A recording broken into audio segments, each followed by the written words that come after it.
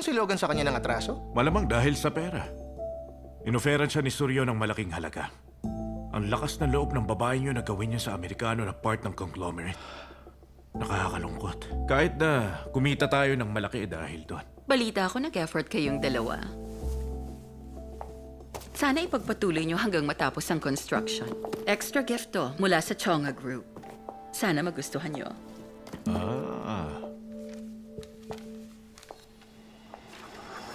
Wow, couple goals. Kayo ang galante nyo, no? Grabe ka sanay na sanay. Okay, cheers!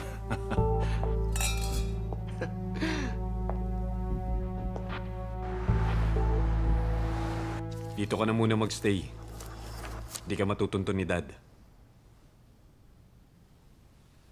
Kumusta na ang sugat mo? Sabing okay nga lang. Umalis ka na. Gusto ko magpahinga. I-meet natin si Mom later. Sandali, tatawagan ko siya. Ayoko makipagkita. Bakit? Gusto mo mag-alala na naman siya? Sinuyod namin yung center para mahanap ka. Nahihirapan siya ngayon. Nang mamatay ang mama ni Rona, araw-gabi na siya nakikipaglaban kay Dad. Teka, siya na naman ba, ha? Huwag mo nang banggitin ang mama ni Rona, nakakasawa. Hindi naman ako pumatay sa kanya. Alam kong hindi ikaw ang pumatay, pero involved ka. Nalaman niya, natunay kang anak ni Mom kaya tinarget siya ni Dad at yun ang dahilan kung bakit namatay ang mama ni Rona. Ano? Hindi ka dapat. Nagsasalita tungkol sa pagkamatay niya ng walang paggalang. Tapos pinagbintangan pa nila na siya ang kumidnap kay Onbyol. Dahil nagsinungaling si Miss Jean. Si Miss Jean?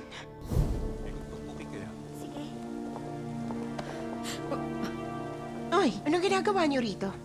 Bitiw, busy ako. Si Onbyol. Hanap niyo siya? Alam mo ba kung nasaan siya? Teka, sinabi ko kay Miss Gina na nandun si Onbyol kina Rona. Ano? Sinadya ko ring patagalin kayo ni Rona sa tteokbokki shop para sa kanya. Kung hindi ko yun sinabi sa kanya, hindi sana nangyari lahat to. Ang mama ni Rona, namatay dahil sa akin. Ginawa mo talaga yun? Sabihin mo sa akin, ano nangyari? Sabihin mo nga sa akin, nasa panganib ba ngayon si Mom? Ano bang ginawa ni Dad sa kanya? Sabihin mo na! Ay, bakit ba hindi sumasagot sa tawag si Suryon? Bigla rin niya pinamigay yung development rights ng Dohe. Ay! Nakakagulat ka!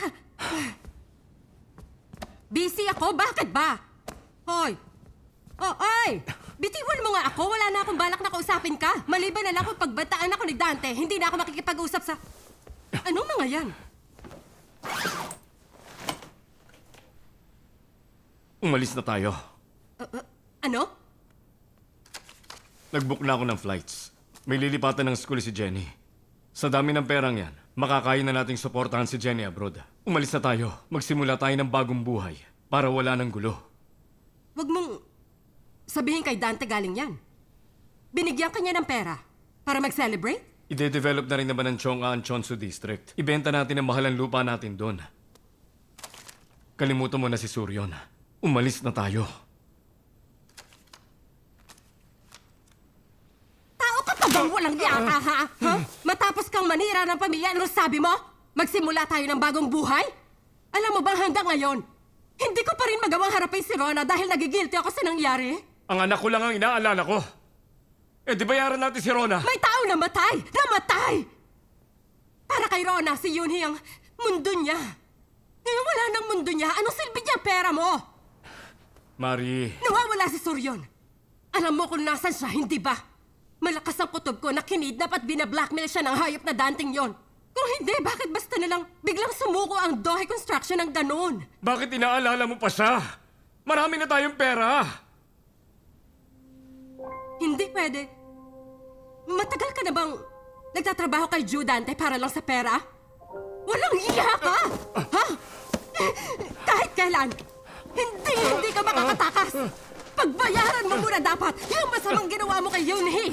Aminin mo lahat ng masasamang ginawa ni Joe Dante, kuha mo? Makinig ka, ha? Kapag may nangyari kay Suryon, ako mismo ang magpapakulong sa'yo. Tandaan mo yan, maliwanag ba? Ha?